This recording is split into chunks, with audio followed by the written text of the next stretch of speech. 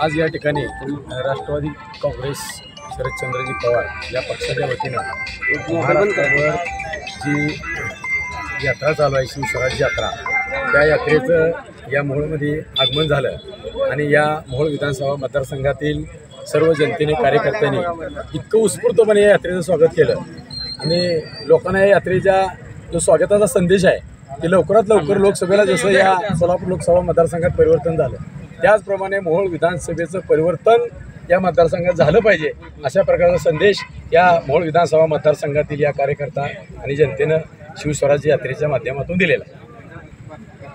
कसं आहे की महामानव डॉक्टर बाबासाहेब आंबेडकरांनी घटनेमध्ये प्रत्येकाला अभिव्यक्ती स्वातंत्र्याचा अधिकार दिलेला आहे। त्यामुळे आपलं मत मांडणं, राजकारणात असणाऱ्या माणसांना अपेक्षा व्यक्त करणं हे गैर नाही। मी तर असं म्हणतो की जे कोणी राजकारणात काम करतात, समाजकारणात काम करतात, त्यांनी खऱ्या अर्थानं जनतेची सेवा करण्यासाठी आपल्याला बळ मिळावं अशा प्रकारची अपेक्षा ठेवणं गैर नाही। त्याप्रमाणे सर्व कार्यकर्ते अपेक्षा ठेवत असतात। मनोगतामध्ये काही नेत्यांनी असं म्हटलं की भूमिपुत्राला वाव दिला पाहिजे, त्याबद्दल आपली भूमिका?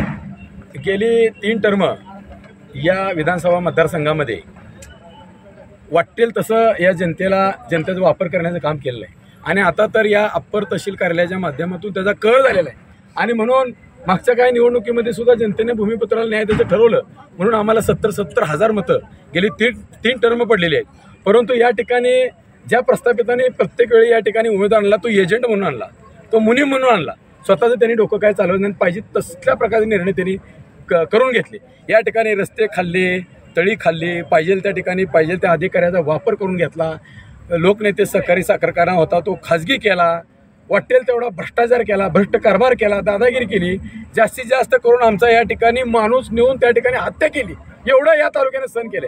परंतु हे अप्पर तहसील कार्यालय नेऊन जे तालुक्याचे तुकडे करून या पेनूर किंवा नरखेड किंवा शेटपळ भागातल्या लोकांना पिढ्यानपिढ्या या ठिकाणी नागवण्याचा निर्णय यांनी घेतलेला आहे। हा निर्णय मात्र जनतेला अजिबात पटलेला नाही। त्यामुळे आता ह्यांना सत्तेतून पाय उत्तार होण्याशिवाय पर्याय नाही आणि या तालुक्यातल्या जनतेने म्हणूनच निर्णय घेतला आहे की भूमिपुत्रच आता या ठिकाणी आपण आमदार निवडून द्यायचं। पक्षातून अनेक जण इच्छुक आहेत, परंतु आपल्याला जर उमेदवार नाही मिळाले तर आपण बंडखोरी करणार किंवा मला पवार साहेबांनी या ठिकाणी येऊन आशीर्वाद दिला, तो आशीर्वाद माझ्यासाठी उमेदवारीपेक्षाही खूप मोठा आहे। त्यामुळे उमेदवारी हा प्रश्न खूप गौण आहे। आजच आपल्या लक्षवेध न्यूज नेटवर्क या चॅनलला सबस्क्राईब करा, व्हिडिओला लाईक करा।